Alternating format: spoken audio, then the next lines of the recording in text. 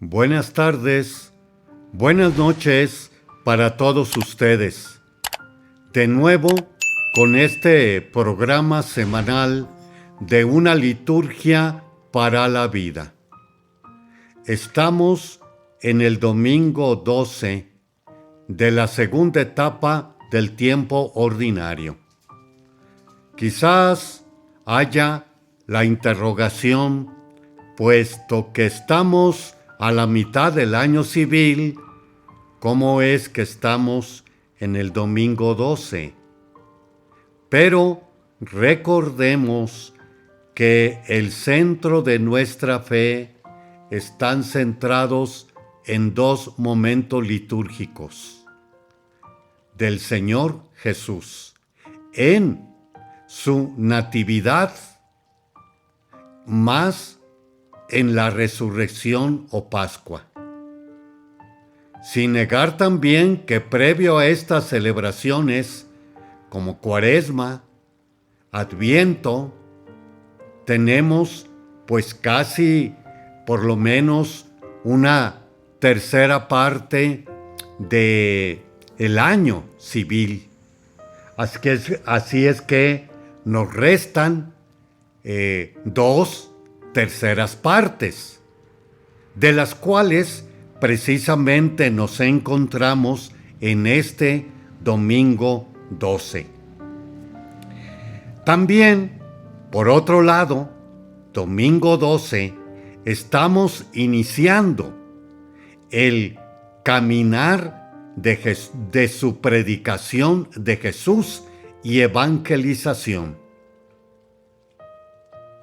Y es por eso que ahora vamos a adentrarnos en una de las dos virtudes teologales que todo cristiano debemos de implementar y tener: la fe. La fe precisamente es lo que nos está hablando el Evangelio. Recordemos, por un lado, está la barca, yendo a la otra orilla, en la cual viene la tempestad, el agua, y también la intervención de los discípulos. Maestro, ¿no te importa que nos hundamos? Él despertó, reprendió al viento y dijo al mar: cállate y enmudece. Entonces el viento cesó y sobrevino una gran calma. Jesús les dijo: ¿por qué tenían tanto miedo? ¿Aún no tienen fe?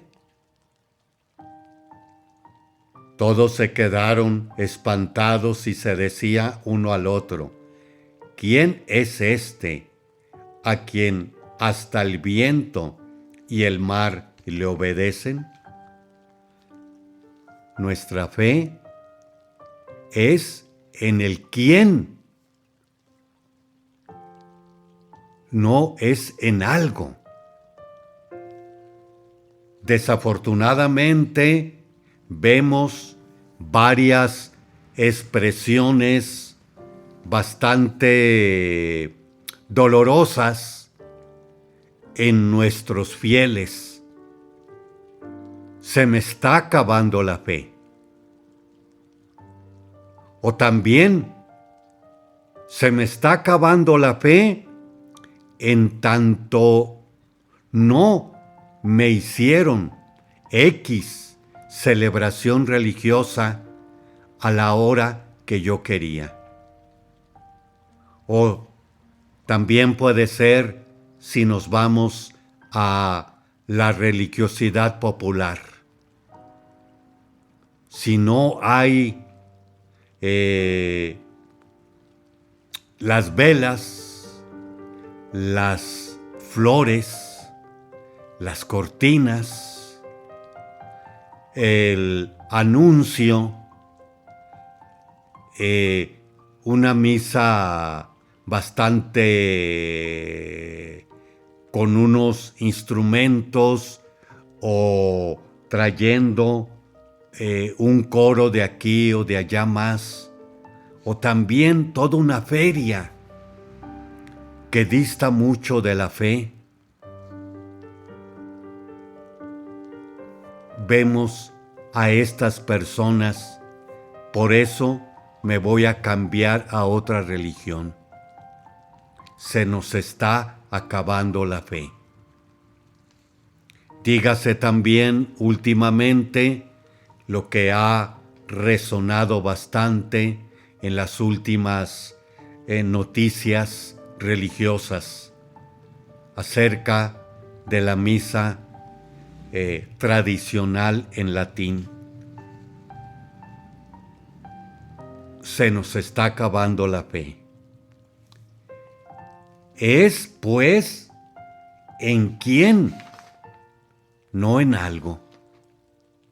Vamos a citar el Catecismo de la Iglesia, número 176, que precisamente nos habla acerca de la fe. La fe es una adhesión personal del hombre entero a Dios que se revela. Comprende el hombre entero la inteligencia, la voluntad, a la revelación de Dios que ha hecho sí mismo mediante sus obras y palabras. Mediante sus obras y palabras. También, ¿qué más podemos decir aquí? En este evangelio, que Jesús va a la otra orilla, donde precisamente se va a enfrentar en la otra orilla el mundo pagano, el mal, que lo vamos a ver después en los de Gerasa. También vamos a ver aquel pues endemoniado, donde se va los demonios a las piaras de los cerdos, y ellos, los gerasenos, le dicen que se vaya de ese lugar. Pero más que eso, adentrémonos en el Evangelio de hoy. También, de nuevo, Jesús está comenzando su ministerio. Y en este tal ministerio, aquí lo vemos cansado, hasta cierto punto que se duerme en un cojín, como así se nos relató, pero también viene allí que ellos, los apóstoles, también tenían, y estamos iniciando otra vez, tenían bastantes dudas acerca de ese nazareno, de ese carpintero. Y es por eso que sobreviene, tras el hecho del milagro, viene la reacción. ¿Quién es este que hasta el viento y el mar le obedecen? Haremos una pausa y regresamos en unos momentos. Le esperamos.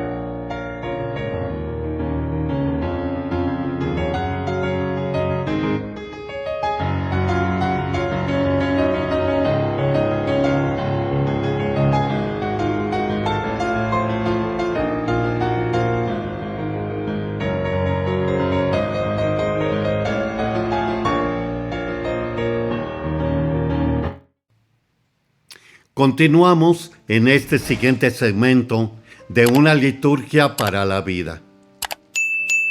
Comentábamos que estamos en el domingo 12 y por otro lado el color verde que vamos a utilizar en el resto del año y que quiere también darnos a entender el color, la madurez de nuestra fe.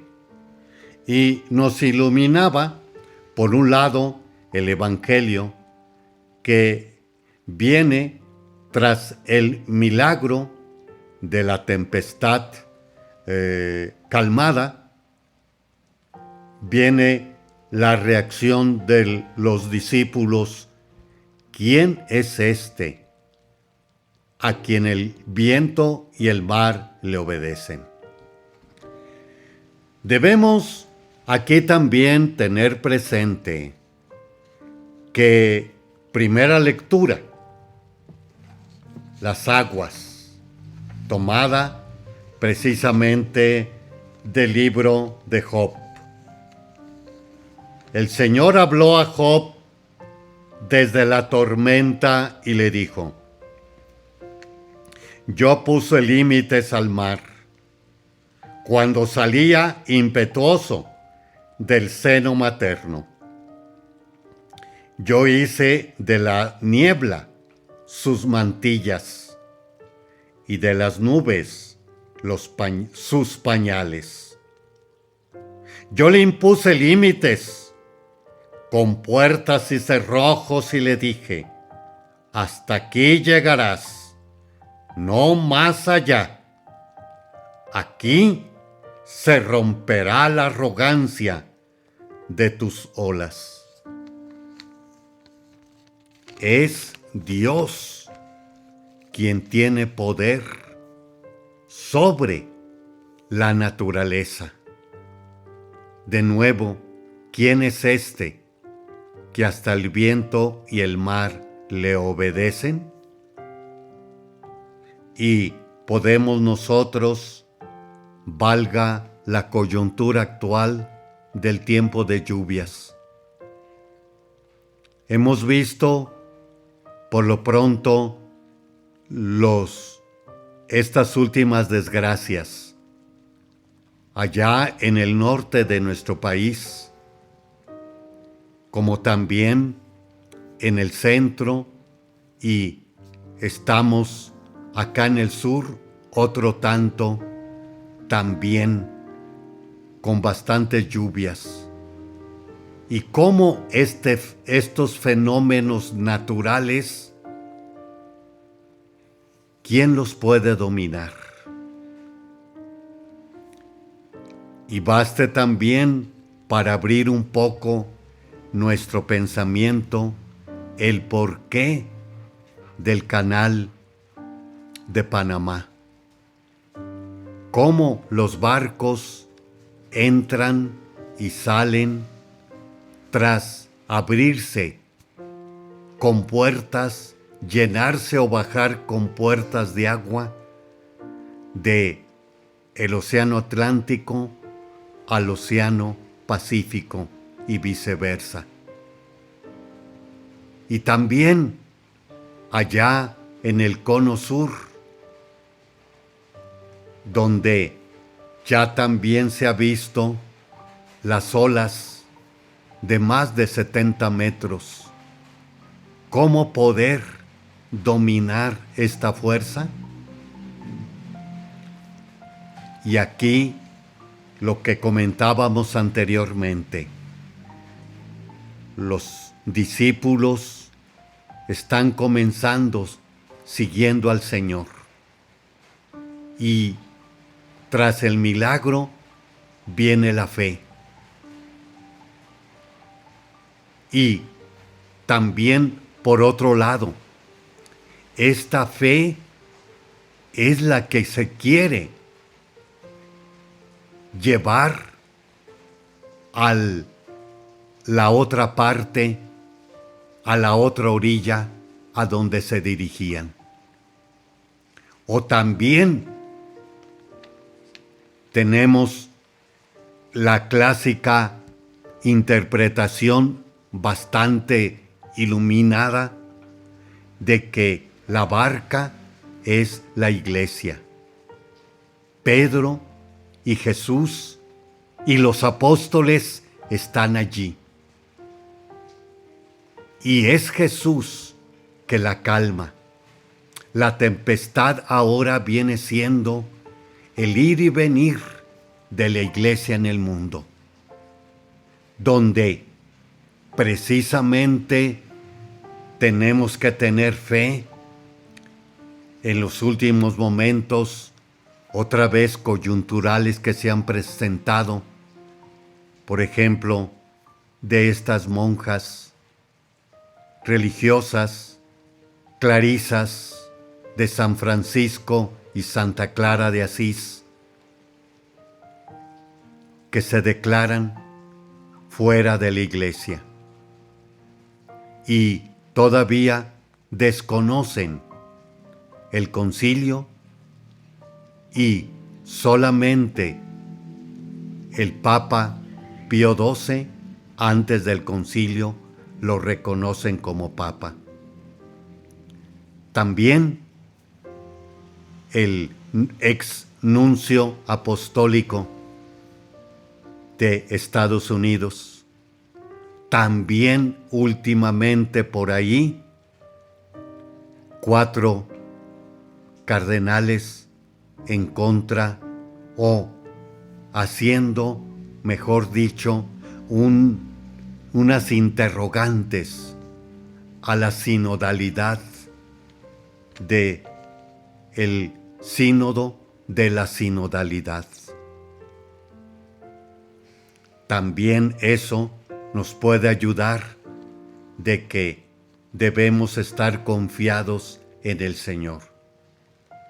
El cielo y la tierra pasarán, mas también yo te doy la llave del reino de los cielos, y sobre esta piedra edificaré mi iglesia. Sería bueno que también hagamos una buena oración por ello. Pero vámonos a la segunda lectura. Recuerden, es de Corintios y está en el pensamiento de los neobautizados, donde precisamente Pablo les aclara. Otra vez les dice a ellos: si alguna vez hemos juzgado a Cristo, hemos juzgado a Cristo, no a Jesús, con tales criterios, ahora ya no lo hacemos. ¿Por qué? Luego dice él: el que vive según Cristo es una criatura nueva. Para él todo lo viejo ha pasado, ya todo es nuevo. Dentro de la fe cristiana y católica somos nuevos y en el bautismo, por el bautismo, adquirimos esa adhesión a Cristo en nuestra totalidad, como veíamos en el catecismo de la Iglesia. Y somos, en otro momento, también va a hablar Pablo de que el hombre viejo y el hombre nuevo. Y la vestidura blanca que se usa todavía para el bautismo es lo que quiere decirnos: hombres nuevos, que dejamos allá atrás lo antiguo, lo mañoso, lo de nuestros antepasados. Recordemos de nuevo a los que eran recibidos en la comunidad bautizada, o la iglesia, o la asamblea creyente, que venían de varias culturas, con varias maneras de vivir, y que ya en Cristo iban a ser nuevas criaturas, dejando de nuevo lo pasado, lo viejo, lo absorbido muchas de las ocasiones por la sociedad o nuestros padres o abuelos. Haremos otro espacio y regresaremos. También pueden ustedes acceder a otros medios de comunicación. En YouTube, una liturgia para la vida.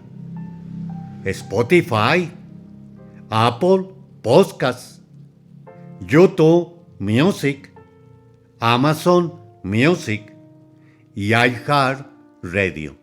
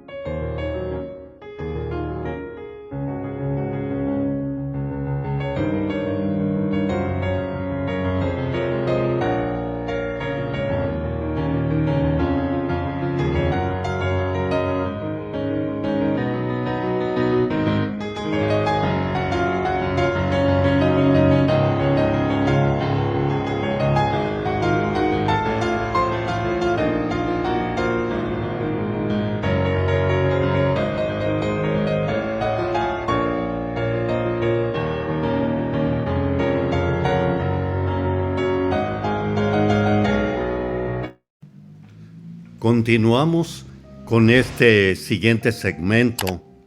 Ahora vamos a adentrarnos en el comentario a la ordenación general del misal romano. Capítulo 53.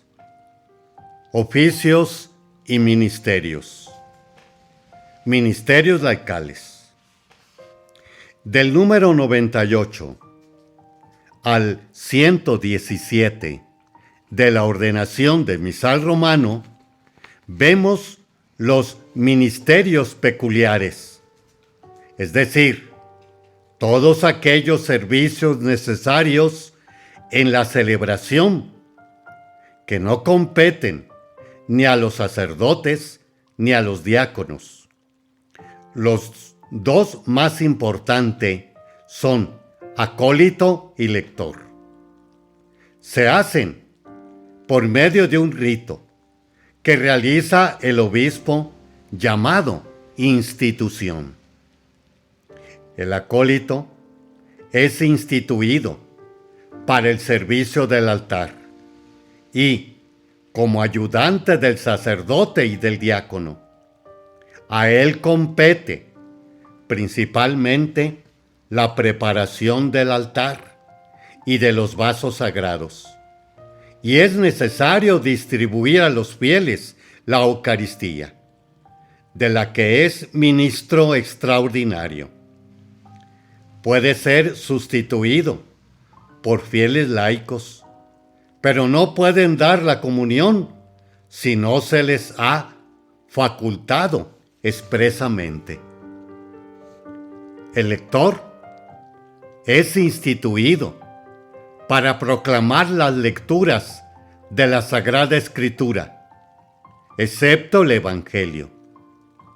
Puede también proponer las intenciones de la oración universal y, a falta del salmista, proclamar el salmo responsorial.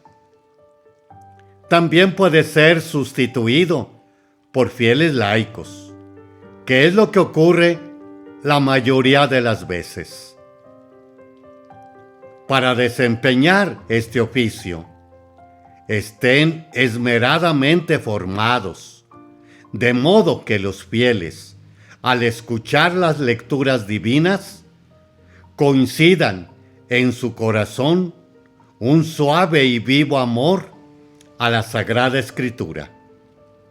Esto nos está diciendo que no debe salir a leer un fiel solo porque tenga buena voluntad, sino que debe de estar debidamente preparado para que los fieles escuchen con fruto la palabra de Dios. Siguen otros oficios que vamos a indicar brevemente. A estos oficios se realiza un verdadero oficio litúrgico.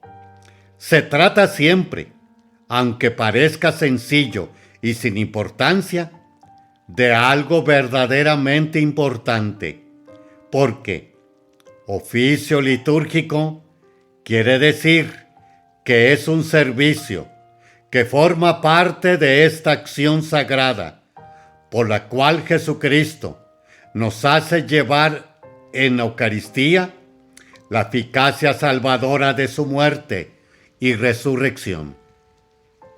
Al salmista le corresponde proclamar el salmo u otro canto bíblico interleccional.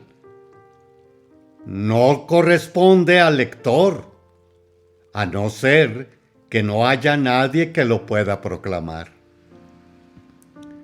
El coro, organista y otros músicos deben ejecutar lo que les corresponde y favorecer la participación de los fieles en la celebración. No cumple bien su función el coro que, en lugar de ayudar a los fieles a que canten, les impiden cantar, apropiándose ellos de todos los cantos. Es muy importante el director de coro, que se encargue de mantener y dirigir el canto del pueblo. Otros oficios son el sacristán, que prepara las cosas necesarias para la celebración. El comentarista, al que también llamamos monitor, que hace explicaciones y avisos que ayuden a entender mejor la celebración.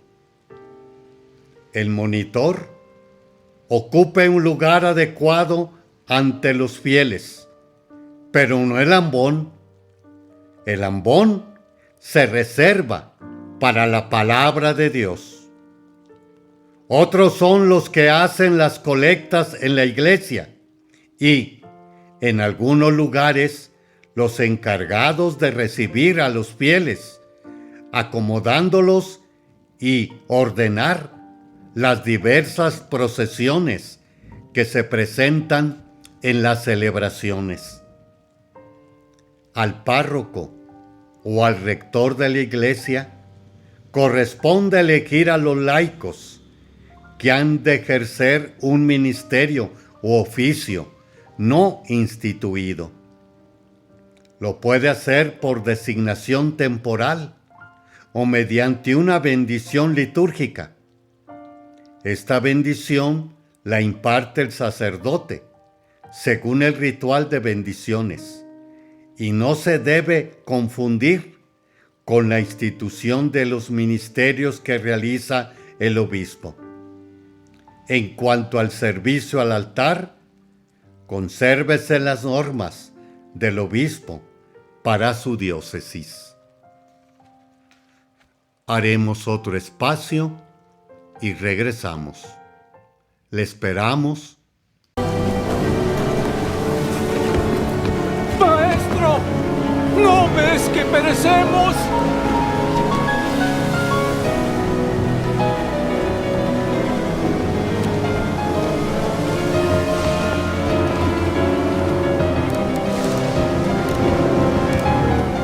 Calla. Enmudece.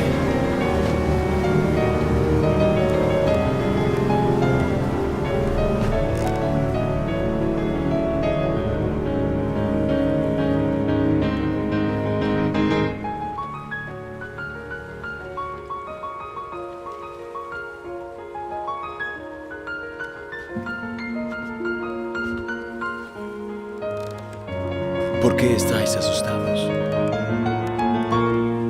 ¿Cómo es que no tenéis fe?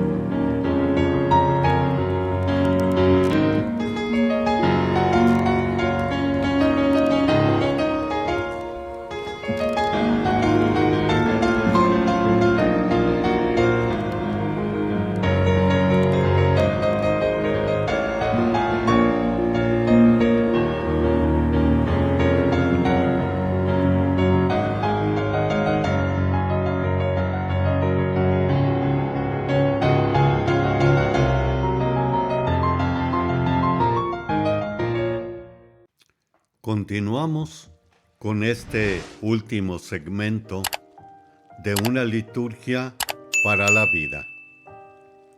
Vamos ahora en este segmento a repasar los santos y santas de esta semana. Hoy, 24 de junio, Natividad de Juan Bautista. Solemnidad. El nacimiento de Juan se celebra coincidiendo con el solsticio de verano, como el de Jesús se celebra en el solsticio de invierno. Es muy significativo porque parece reflejar las palabras del propio Juan diciendo que era necesario que Jesús creciera y él menguara. La muerte de Juan se observa como segunda fiesta litúrgica el 29 de agosto. Desde las narrativas de infancia de los evangelios, las dos figuras siempre se sitúan en una especie de paralelo, enfatizando la función de Juan como anuncio, como quien reconoce a Jesús como el unigénito y se alegra con su venida incluso desde el vientre materno. La solemnidad se remonta al siglo IV y en su día estuvo precedida por un día de ayuno. Es además ocasión de grandes celebraciones de la religiosidad popular en países de habla hispana. Dos temas sobresalen en el mensaje de Juan el Bautista que nos llega por el Evangelio. Uno es el de la preparación de los caminos del Señor y la venida de Cristo, que aparece propiamente en Adviento, y el otro es el de la proclamación de Jesús como el Cordero de Dios. El Catecismo resume toda la obra de Juan. Con Juan Bautista, el Espíritu Santo inaugura, prefigurándolo lo que realizará con y en Cristo, volver a dar al hombre la semejanza divina. Número 720. Una obra heroica y humilde al mismo tiempo. 27 de junio, San Cirilo de Alejandría, obispo y doctor de la Iglesia. Años 370-444. Nació en Alejandría, cuando la ciudad era el centro del poder y de la ciencia. Cirilo era sobrino del patriarca Teófilo de Alejandría y le sucedió en el episcopado en el año 412. Cirilo fue un gran luchador por las verdades que creía, y su lucha lo llevó a enfrentarse conflictos e incluso a ser él mismo acusado de herejía. Desde los primeros días de su episcopado, mostró un enorme celo y escribió gran parte de sus obras exegéticas. Combatió herejías y cerró iglesias que las promulgaban. Cuando Nestorio, que se convirtió en patriarca de Constantinopla, y negó la divinidad de Jesús y, por lo tanto, la maternidad divina de María. Cirilo reaccionó fuertemente. Le escribió al Papa Celestino y éste lo autorizó para comunicarse con Nestorio. Pero su carta a Nestorio se interpretó mal y el propio Cirilo fue acusado de herejía. Entonces el emperador Teodosio convocó el concilio de Nicea y Cirilo lo presidió en el nombre del Papa. En él se declaró la maternidad divina de María. Después del concilio, Cirilo siguió su obra apologética. Es fácil retroceder cuando los obstáculos son enormes. Cirilo se mantuvo firme, sin ceder a presiones, adulaciones e incluso persecuciones. También mostró una fe inconmovible en la presencia real de Jesús en la Eucaristía. El Catecismo lo cita. No te preguntes si esto es verdad, sino acoge más bien con fe las palabras del Señor, porque Él, que es la verdad, no miente. Número 1381. 28 de junio. San Irineo, obispo y mártir. Años 120, 202. Irineo era parte de la colonia cristiana de origen griego de Esmirna, en Asia Menor. Fue alumno de San Policarpo y emigró a Francia, donde tuvo que enfrentarse a diversas herejías, y especialmente a la gnóstica, que propone un dualismo entre el cuerpo y el alma, tan drástico que se llevaba a negar la humanidad de Cristo. Entre sus obras más importantes hay un tratado contra las herejías, que contiene una presentación sistemática de la fe católica. Alrededor del año 177, Irineo fue nombrado obispo de León, que estaba en aquel momento sufriendo una violenta persecución por parte de Marco Aurelio. Actuó como pacificador en diversas disputas y, haciendo honor a su nombre, promovió la paz. En sus escritos se nota una profunda comprensión de los planes divinos y del misterio de la Iglesia.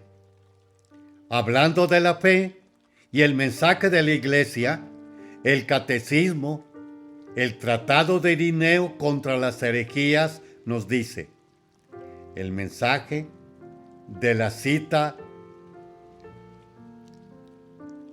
el mensaje de la Iglesia es, pues, verídico y sólido, ya que en ella aparece un solo camino de salvación a través del mundo entero.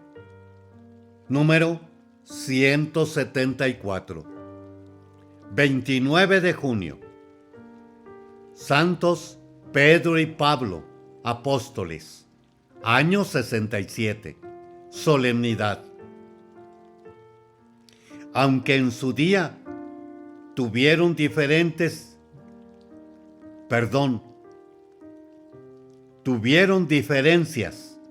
en algunas opiniones, Pedro y Pablo, pilares de la Iglesia, supusieron respetarse el uno al otro y trabajar juntos por la edificación de la iglesia. Los dos sufrieron el martirio en Roma durante la persecución de Nerón. Pedro el pescador, llamado por Jesús y elegido para pastorear su iglesia, era un hombre impetuoso y apasionado. Murió crucificado boca abajo, y recientes investigaciones afirman que el martirio ocurrió en la colina del Vaticano, donde más tarde se construiría la Basílica de Constantino. Pablo de Tarso era fariseo y perseguidor de los cristianos. Se convirtió después de una experiencia extraordinaria cuando se dirigía a Damasco, que se recoge en los Hechos de los Apóstoles. Eran personas muy distintas y cada uno encontró a Cristo de una manera diferente. Pedro lo conoció en persona durante su vida en la tierra y Pablo, después de la muerte de Jesús, tuvo la experiencia del Cristo vivo y resucitado. La profundidad y la pasión de ambos por la persona de Cristo son, sin embargo, comunes a los dos. Su celo por la proclamación del Evangelio los movió a entregar todo lo que tenían y hasta su propia vida para la construcción de la iglesia. En los Evangelios, en los Hechos de los Apóstoles y cartas, se nos dan muchas de sus palabras que expresan sus personalidades y su amor. Entre las más significativas están las de Pedro, respondiendo a la pregunta de Jesús: tú lo sabes todo, tú sabes que te amo. Y las de Pablo, que expresan la profundidad de la identificación de los dos con Cristo. Muchas gracias, hermanos y hermanas, por habernos dejado entrar a sus hogares, corazón y pensamiento. Y que estas líneas nos ayuden a madurar en nuestra fe.